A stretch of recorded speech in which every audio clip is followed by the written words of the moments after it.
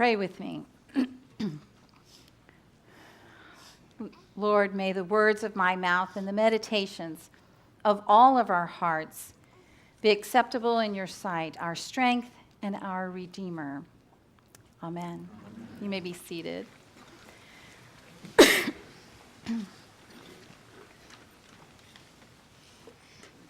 I've entitled this sermon, The Riddle of the Tenants, and it is taken from our Luke passage, which can be found on page 879 in your pew Bibles. Now see, while listening to last week's message on the prodigal son, I thought to myself, the father is not concerned about his own honor, even when his son has dishonored him. Imagine a dignified Jewish leader lifting up his robes, exposing his ankles and his feet, flapping down the road, takes off running. It's scandalous, really, given the cultural context. So the question I ask myself, why did the father of the prodigal son risk losing his honor? And it is the same question that I ask today for the riddle of the tenants. Why did the master take the risk of losing his honor? See, this riddle is shared within an honor-shame culture. And I really need to convey to you this Middle Eastern worldview that comes through in this parable with all of its assumptions that we wouldn't necessarily understand.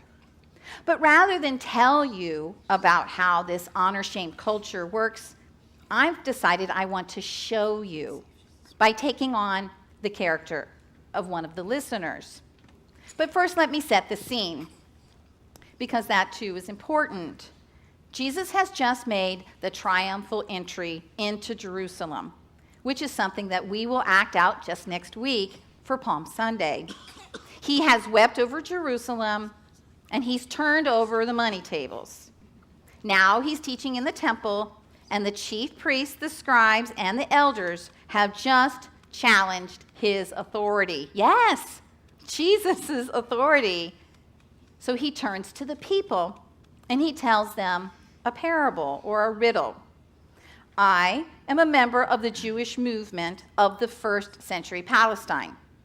I have watched with apprehension this confrontation of authority, not quite sure if push comes to shove which side of the authority question I stand on. I am intrigued by Jesus because he offers the long-awaited renewal and restoration, but on totally new terms and with new goals. So this kind of confuses and challenges me. Who is Jesus anyway? He tells the story of Israel, but gives us this drastic new twist, inviting his hearers like me to make it their own. That's his effect on me, and frankly, I hope it's the effect on you as well. You see, Jesus is such a good storyteller. Hear then this riddle. A man planted a vineyard and leased it to tenants and went to another country for a long time. Just one sentence in, and already I have felt this fundamental conflict. The rulers and the ruled. See, I'm one of the ruled, like most of us in first century Israel. I see that Jesus is using this traditional prophetic image of the vineyard, where God is the owner. So I know owner equals God, who seems to have stepped away and left the management of his creation in the hands of the stewards. Here, they're known as the tenants. They're those priests and those elders over there who have just challenged Jesus. I even catch the details of Isaiah 5 that sits in the back of my mind. See, as a Galilean peasant, I am familiar with the political and economic relationships here. I reflect with some animosity on the people who are represented as the tenants. We know who they are, those Herodian priestly families who have steadily built themselves lavish mansions in Jerusalem. And I also know how they came by that wealth, They foreclosed on our loans that we used to make to them as the wealthy. I'm one of those people. My friends and I are now sharecroppers, no longer farming our own ancestral lands. So actually, in a sense, I'm a tenant of the wealthy rulers and the officers. And here's the truth. I hate the master, the actual people who rule over us. And because of that hate, I hope the rulers get clobbered in this riddle, because that would be truly satisfying riddle for me to listen to. The riddle continues. When the season came, he sent a servant to the tenants in order that they might give him his share of the produce of the vineyard. But the tenants beat him and sent him away empty-handed. So now the story sharpens in on the tenants. I know that the master has waited 5 years or so for the fruit of the vineyard, and that's a good length of time for the plant to take root and to start to produce something. So naturally, the master hopes that he has put knowledgeable and honorable people in charge of his vineyard. He should be expecting a return of his investment, but these tenants are behaving dishonorably. I know that the servant here in the riddle is a symbol of the prophets of old. They were mistreated just like those servants. Rather than delivering the fruits of justice, the tenants have treated God's servants with violence. And I also know that since the servant is actually a stand-in for the master, it's the same as mistreating the master himself. Although in my mind, I have thought many times of mistreating the master, my honor, shame, culture keeps me bound to honor the master. So I began to wonder, what will the master do to respond, to maintain his honor, and to get the produce of the vineyard? Hear then the riddle. Next, he sent another servant. That one also they beat and insulted and sent away empty-handed. And he sent still a third. This one also they wounded and threw out. Oh my goodness, the master has miscalculated. His response to the challenge is insufficient to maintain his honor, and now he's doubly dishonored. He's insulted, and he demands vengeance. Why doesn't he send in a whole army? Doesn't he have the resources? And what will the master do to get back his lost honor? I mean, I know I sometimes hate the power struggles that go on between the powerless and the powerful, but hey, I'm used to seeing power struggles all the time. Yeah. And we all know who wins these power struggles, the one with the most power. So I start to wonder, is the master being foolish? See, in our shame-based society, the master is not responding in the way that I would expect. This master is behaving like that other riddle, that one where the father of the prodigal son lifts up his robes and runs down the street. I'm just having a hard time respecting him. Has he no honor? Doesn't he know the cost of shame? No one will give him credit in his business dealings. He won't be invited to sit at the gate and make decisions with the rest of the elders. Gossip will follow him wherever he goes, and instead of being powerful, he'll be known as that softy pansy of a leader, no longer worthy of respect. Aha, Jesus is speaking again. Then the owner of the vineyard said, "What shall I do? I will send my beloved son. Perhaps they will respect him." Okay, that's a good plan. I like that.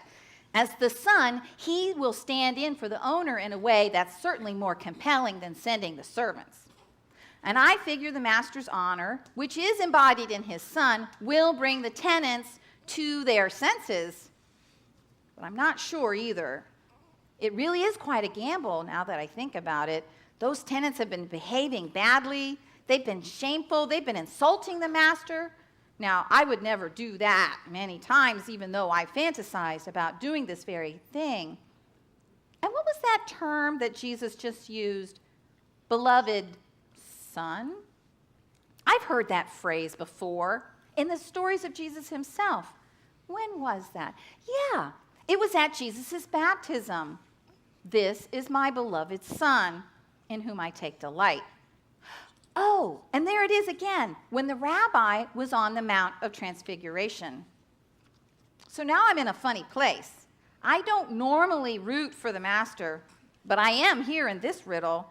What I want to do is distance myself from those badly behaving tenants, but the trajectory of this story is not good, and I'm starting to worry about what's going to happen next. Here then, the next part of the riddle. But when the tenants saw him, they discussed it amongst themselves and said, "This is the heir. Let us kill him so that the inheritance may be ours." So they threw him out of the vineyard and killed him. Again, the master miscalculates, and with tragic results. He has lost his honor, his vineyard, and now his son. I suppose the master could reclaim his vineyard through an act of vengeance. But gone is his honor, and so is his son. They are irretrievable. This whole story has been very costly for the owner. So from my perspective as a first-century peasant, the story ends with a foolish master, devoid of vineyard, of honor, and of son. And instead, the vineyard is in the hands of the shameless. And me, as a tenant farmer, I begin to wonder. In the telling of the story, I've really felt conflicted because I'm supposed to relate to the master. He is the image of, I'm supposed to actually hate him, because he's the image of the oppressor. But instead, I'm embarrassed by this despicable behavior of the tenants who've gone to such extremes to get back what they think belongs to them. And the greatest mystery of all, why did the master take the risk of losing his honor? So they threw him out of the vineyard and killed him. This is the beloved son. What is the teacher trying to say here? I'm having such a hard time figuring out what Jesus is saying in this riddle. Isn't he, Jesus, the beloved son? Doesn't the inheritance belong to him? So how could they treat his body with such contempt? Here's a story with a dead body, no burial. The body would be consumed by the dogs. And this is the ultimate dishonor. But what if the power brokers of the day don't recognize the authority of this beloved son? What if the rejected son is not thrown out of a vineyard, but cruelly nailed to a Roman instrument of torture just outside the city? How will the master vindicate his honor and get back his inheritance? See, Jesus tells these riddles and parables about the kingdom, but sometimes it's an object of tragedy. The owner is not concerned for his honor. The tenants are bandits. The messengers are beaten or murdered. And if the master is not concerned for his honor, what is he concerned about? What makes him different? Just like that father of the prodigal son. This is a new paradigm. I don't know about it. Hear then the riddle. He will come and destroy those tenants and give the vineyard to others. No way will the owner do this. Why, heaven forbid. Destroy the tenants? Yes, good idea. And it's about time too. But to give the vineyard to others? You mean that Israel will no longer be the stewards of the promised land? How can that be? That's impossible. We have the prophets and the promises, the covenant and the symbols of our tradition. We circumcise our sons. We keep kosher. We keep Sabbath. And we do all of these good things so that we can stay in God's favor. How can all of that be taken away? But Jesus looked at them and said, "What then does this text mean? The stone that the builders rejected has become the cornerstone. Everyone who falls on that stone will be broken to pieces, and it will crush anyone on whom it falls." So Jesus asks our interpretation from Psalm 118. And I say, what does a rock have to do with spirituality? Now, I think I can make it out. Jesus is saying that the stone that the builders rejected, that means the one who's rejected. And that has become the cornerstone, meaning eventually the stone will be vindicated. See, I have a picture in my mind of the tenants throwing the body over the wall, just like a builder of a temple looks at a worthless stone and says, "Nah, this one's no good for our temple. We don't want it." But in a startling turn of events, this stone is the one that God has chosen to be the very stone that holds the whole structure together. Wow, my whole world is shaken up, and I'm worried about Jesus right now. See, I see the anger of those authorities over there because they know that Jesus told the riddle about them. He sure did. Maybe he told it about me too. He's saying to me, whose side are you on? I mean, I'm siding with the tenants who disrespect the owner, his servants, or which one, the actual son? Do I follow the honorable path myself and say, when the son shows up, I'm going to recognize his authority and I will follow him wherever he leads, even though he's a little bit weird and unusual? I'm not happy about the costly demonstration of unexpected love that I see in this owner. But I'm ready to look beyond that, what might seem like failure and risk, and see that as the owner, he can put things in charge. He can put whoever he wants in charge of his vineyard. My job is to remain faithful. That's my decision. But I have a hunch it's only going to get worse for Jesus before it gets better. Here ends my character and the beginning of me, the preacher. See, Jesus shows the leaders in this passage that although he knows he will be rejected by the authorities, he is the keystone that is central to the new temple. By bringing together the rejected stone with the rejected son, Jesus declares that he will not remain in a despised status. See, the story of Jesus is tragedy, but with a twist, so that it's not really tragedy after all. It seems that Jesus tells these stories where we expect the strong to win, but in some strange way, the weak-looking ones end up winning. And how does this riddle work for us today? Problems begin to occur when we, the stewards, begin to think that we are entitled to the fruits of the vineyard. Catch the word entitled. Problems occur when we think we are faithful tenants just by showing up to church on a Sunday or heading that church committee or giving a tenth of our income. Have we thought about who we really belong to? See, I want you to feel the impact of Jesus' riddle. The Israelites had started to think that God had left them to their own devices. All they needed to do was be moral. So, too, we think that God has left us to our own devices, and we feel secure in our churchy status. We can do what we want. It's so easy to act like, who are you, Jesus, telling me what to do with my life? This is my life. It's mine. It's beautiful and it's mine. But Jesus has come back as the ambassador and the owner of the whole cosmos. He comes in the name of the Lord. He comes because we are here to be stewards and we are given a chance to choose. So why did the master risk everything and demonstrate costly, unexpected love? Love, that is the answer, where God is willing to pay the price. See, Jesus' resurrection and ascension earns back the honor, but not before going through the way of foolishness, disaster, and rejection.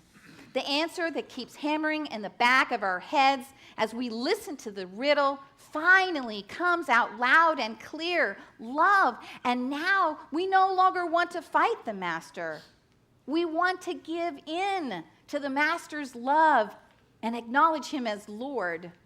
We want to be one of those sons or one of those daughters of the running Father, being loved by God's risky, scandalous love. So my whisper to you: surrender to his love. Amen.